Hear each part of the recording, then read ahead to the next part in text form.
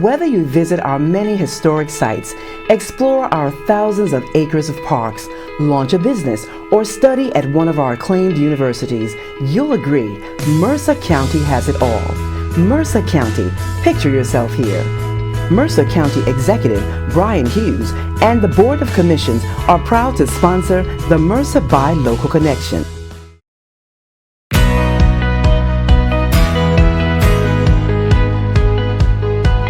Presenting Mercer by Local Connection, the new show from CNJN, and presented by YourTownTube.com, Fit, Fab, and Well Tube, and Stimulus Brand.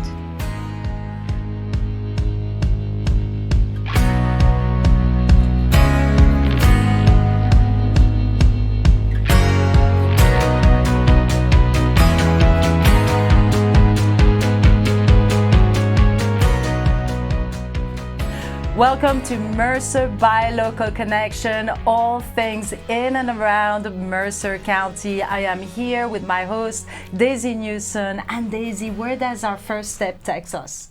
So much history in our area. So we visited Washington Crossing and the old Barracks of Trenton. We had such a great time. This is our souvenir from our visit. We're going to show you some videos.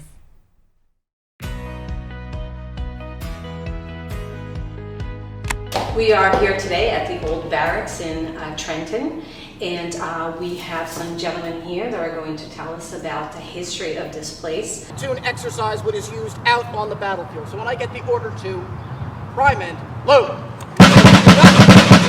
turn to the right, slight turn to the right, open up the pan to my musket, reach around to my cartridge pouch, bite open, single cartridge. Place some of that powder into the pan, close the hammer, cast about through the rest of the powder down the barrel, musket ball following, and the papers wanting. Throw my rammer, ram it all home. Now, like I said earlier, every soldier around me will be doing the same thing. Their feet will be mirroring my feet. Their muskets will be in the same position as mine. Their arms will be in the same place as mine. Go back up to the shoulder. Now I'm ready to march off the battlefield. Now imagine, in front of us, we've got a whole line of British soldiers. They're marching right towards us, bayonets fixed.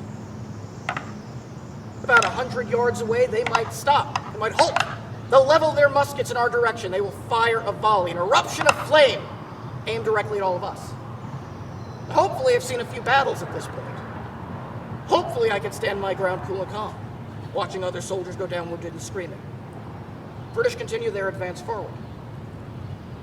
Now I start hearing orders from our officers as those British troops get closer. Make ready, the musket is up. I pull the cock back one last time. If I pull the trigger now, the musket will now fire. Make ready. Present. Hi. Hi. The room right now is dressed out as it would have looked in the winter of 1759, 1760, when there was a couple of companies of the 1st Regiment of Foot, otherwise known as the Royals, one of the oldest regiments in the British Army, tracing its history back to just before the English Civil War. So basically the 1630s. Very old, this regiment. Yeah, so tell me about some of these items. So you have a lot of equipment that these soldiers would have carried out in the field. What you have over here is a typical knapsack that would have been carried by these soldiers, thrown over their back, where they might have had spare shirts, stockings, other things that they might have, some personal items thrown in that pack. Very fashionable with what you are wearing. Now, a lot of the uniforms that you do see here were made by our tailor on site, who is actually also our joiner and carpenter. The table also made by him. A lot of the stuff that was made in here was made through a wonderful grant given to us by the Society of Colonial Wars. Bayonet that would go on the end of the barrel of a musket, similar to what I was carrying earlier today. It's a lot heavier than I thought.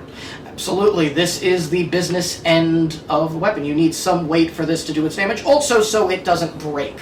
One of the big myths, of course, about bayonets in this period of time is that they are triangular, so they can do more damage, so it'll make a wound that doesn't close. No, they are triangular because this is a shape that will not break. If it's flat in this period of time and you have something long, it could snap. So with what these are doing, you want them to be triangular. It will allow it not to break. That is why they have that shape. Right here at the Trenton Old Barrack Museum, and we are into the hospital room. Let's see what Daisy has found. Medicine? So Asher, if a soldier didn't feel well and they would need medical attention, where would they come? So soldiers that had been wounded out on the battlefield, already seen to at a field hospital, or soldiers that had gotten sick, they might be sent here to a hospital like this in Trenton. This is a role that the barracks will fill out from 1777 until 1782, handling convalescing soldiers. During that time period, I understand smallpox was something that affected a lot of folks here. Yes, smallpox is a particularly big danger to the soldiers of the Continental Army. It is a disease really that the European soldiers, the British, the French, the Hessians, most of those soldiers have already gotten smallpox, most likely as children, the population of Europe being fairly dense. But the population here in North America is more spread out. Early on in the conflict, smallpox had come into contact with the Army. In Cambridge in 1775, and the American Army that had invaded Canada had smallpox tear through in 1776 to devastating effect. No more of this. Washington orders soldiers will now be given this disease on purpose.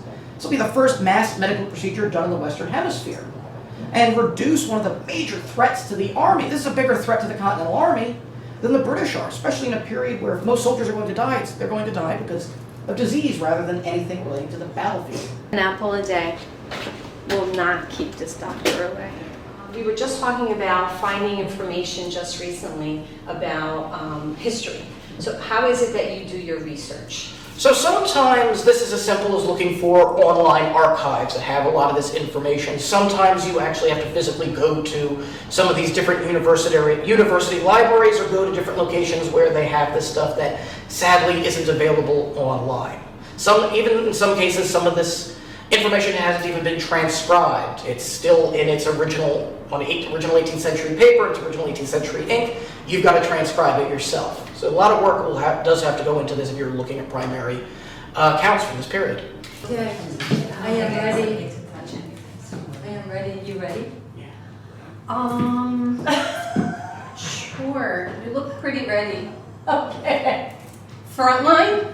Frontline. I think I'm going to stand back. This looks like very interesting. Look at everything we have around this. Oh, look. So we have, what do we have here? This is my favorite. This is your favorite? I love look, this. I have the other portion. What is that? So this, I believe, is the stand.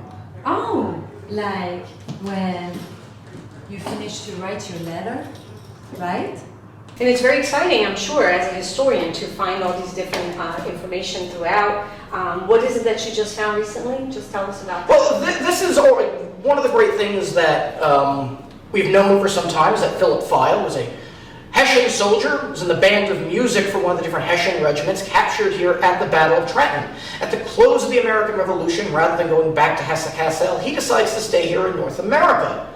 And he will write what is arguably the first national anthem of the United States, otherwise known as Hail Columbia or the President's March. Now, over time, the President's March has evolved into the music that is played for the Vice President of the United States to this very day. That's very cool. We're going to listen to a little piece of that. Da da da da da da da da da da da.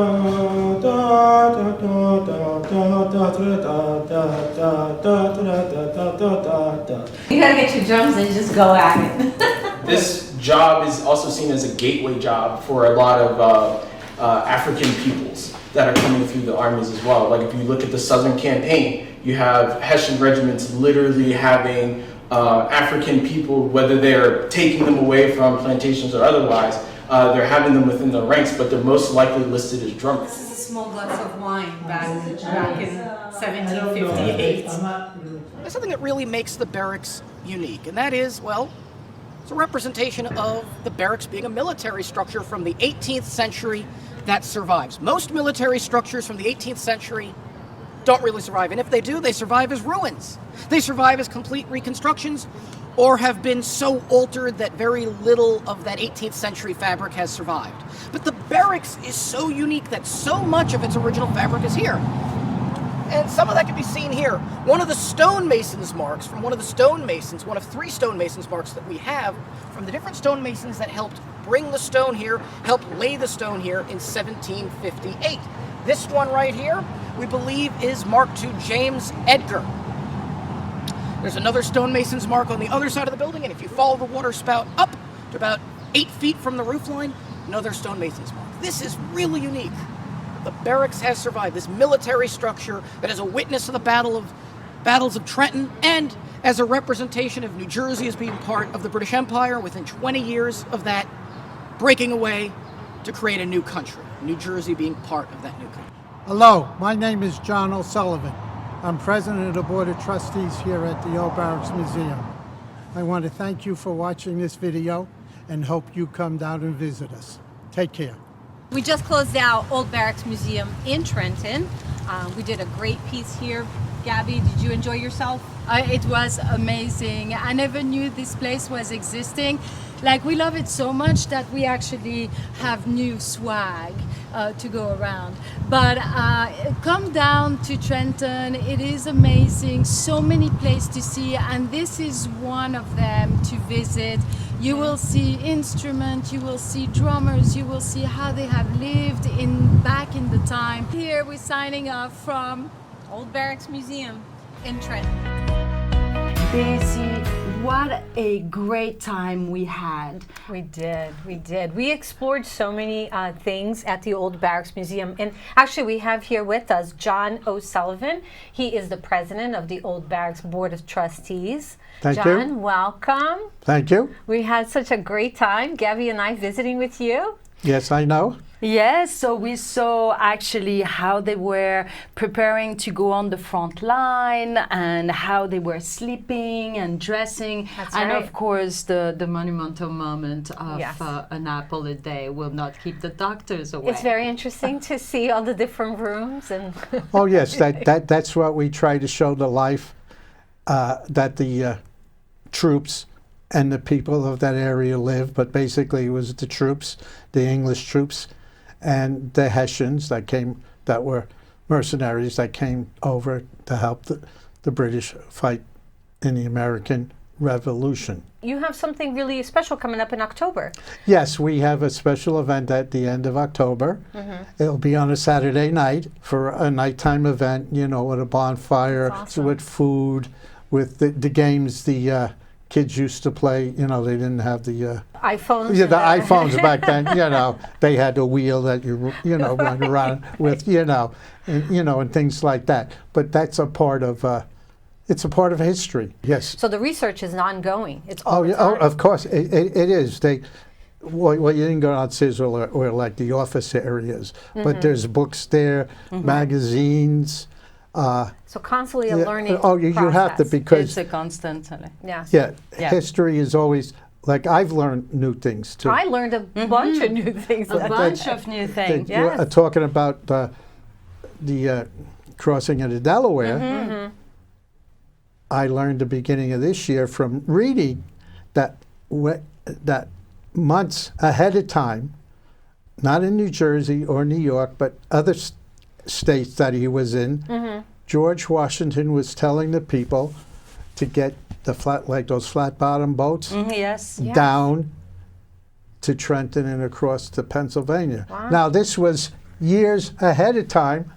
He was thinking. He was a visionary. Yeah, thinking ahead of time to do that. And I just found that out like last year. Yeah. So one more time, your event Is the end of October, a nighttime event for the whole family to see what it was like to what you would do on a Saturday night Yeah. back then at that time. You know, That's awesome. Your website is it's www.barracks.org. and we are going to go to our break, and we'll see you right back for the second segment of this video.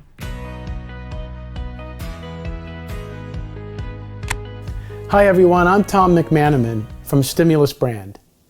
If I asked you to describe your brand without showing me your logo or stating your tagline, could you? Think of it this way: your logo, your tagline, your marketing is the show and tell for what your brand does. At Stimulus Brand, we love creating identities and advertising around your brand. We do it well, but to be successful, we first investigate, we ask questions. We seek to understand the culture inside your company, your products, and most importantly, your customer experience. This reveals the truth of your brand and leads us to create the show and tell in fresh, proprietary, and memorable ways. There is a story behind every brand, which is in fact the brand itself.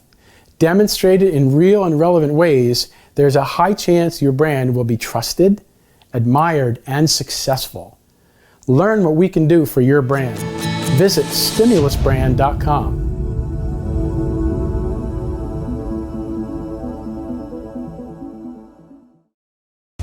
Curious about our nation's past? Learn about our history while enjoying the fresh air.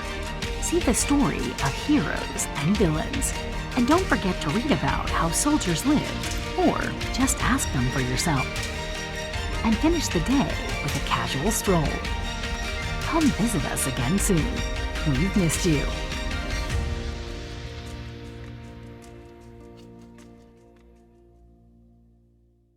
The Princeton Mercer Buy Local Connection, It's powerful.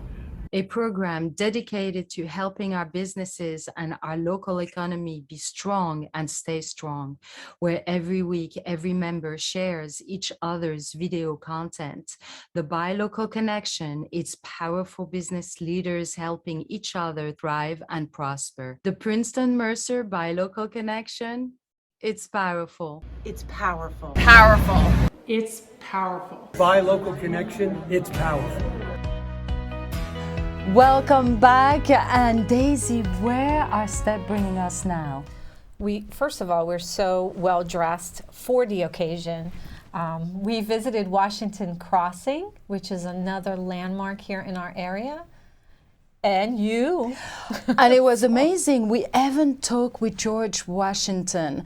And that is another piece of history. Again, that moment right there at the Delaware. Exactly. It's really, really interesting. Watch the video.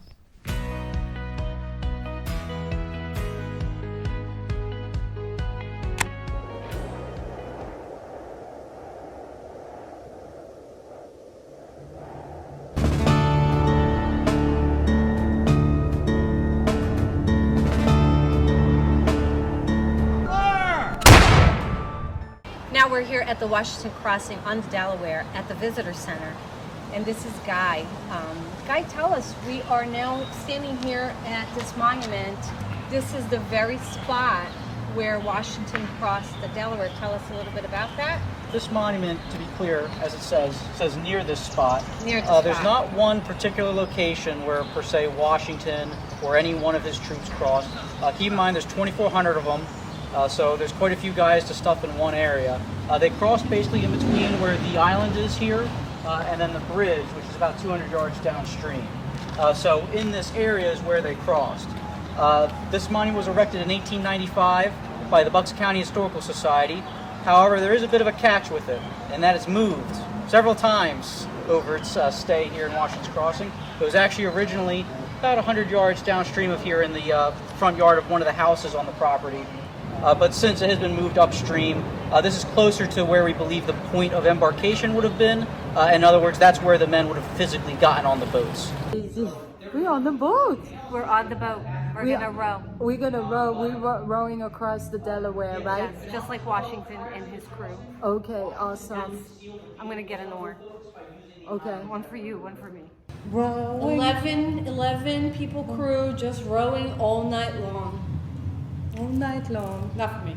Hi everyone, we are right here down at Washington Crossing, and here I am with George Washington. Tell us what happened right here. This ground you're standing on today is the embarkation point for our crossings in December of 1776 when we crossed the Delaware River here and took the Hessian outpost at Trenton. We then brought our 900 prisoners back across the river and took them to Newtown and stayed here for a few more days and then went back again for the second battle at Trenton. This time we were up against British regulars and we were able to at least hold them at the Assunpink Creek before we moved away towards Princeton. But the ground you're standing on today is certainly part of that embarkation point for 2,400 troops that were well enough to make the trip across. Our watchword for this crossing is victory or death. No one will cross our lines without the proper sign and countersign. Commanders, prepare your troops for the boats. And this is 8 foot wide, so it's about a 6 to 1. How many of these crossed? They don't know how many. There were about 100 to 125 on the river at any one time. Because that was winter, and some of the smaller boats didn't run the whole length from the Lehigh to Philly. Daisy, where are you going? Look at this, we're in the boat. This is where they would row across the Delaware. They have compartments in this boat. This is probably where they kept their guns, ammunition, Food? maybe food, I'm not sure. But there's no comfort at all. Could you imagine just rowing across the Delaware on this boat? So we were on the boat just a minute ago, and just imagine December 25th, 26th, 1776, right there on the water. Imagine the water was obviously higher and so much colder, so you can just imagine what the conditions were for the crossing. It's just part of history. Falling far behind. What's the problem? General, the march from Newtown was treacherous. The men are cold, tired, sick. They're doing their best. The cannons, the horses, they all got stuck in the mud. We're trying. I know we will make Trenton. Ah!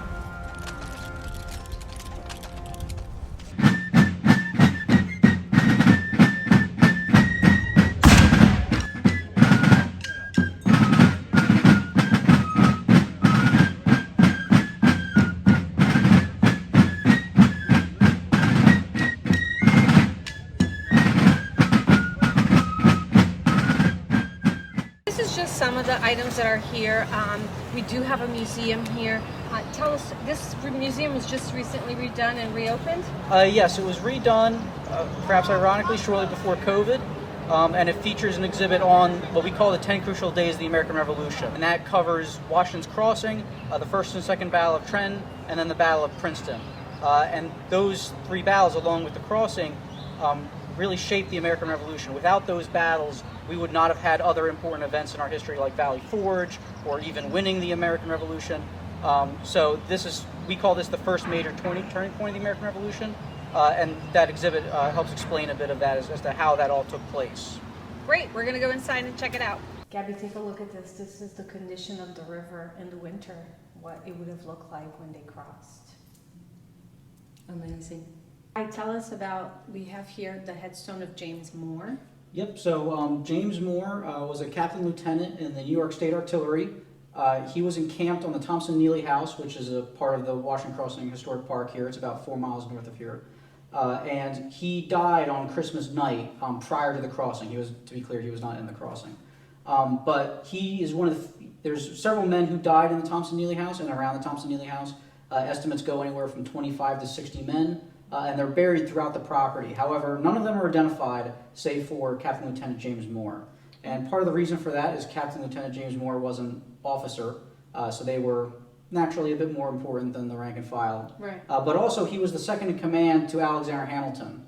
Alexander Hamilton at the time was the commander of the New York State Artillery, and after his second in command died, as you might imagine, he sort of noticed that sort of thing. Yeah. And he sent a letter to James Moore's parents informing them as to his passing. And also later on, when he wrote a letter to the New York State Legislature, he basically noted that James Moore was a good officer and sort of implied that without James Moore and without him, because he was becoming Washington's aide-de-camp at the time, that the New York State Artillery should probably be stood down because the other officers he thought were not fit for the command.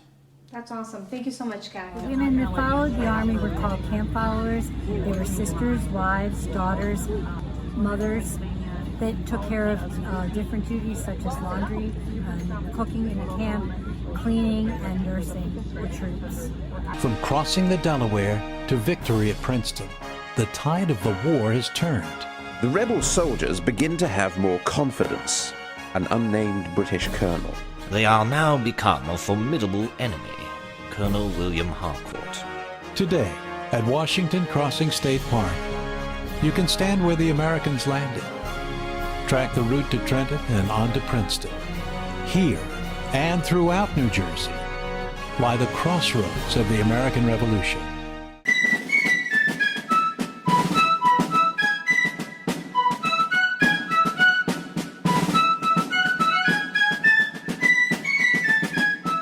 the Mercer Buy Local Connection. See where we're going next. Welcome back. What an amazing day we had. We roll! We saw George Washington. But make sure to follow us on all our social media and visit our website at www.cngn.org.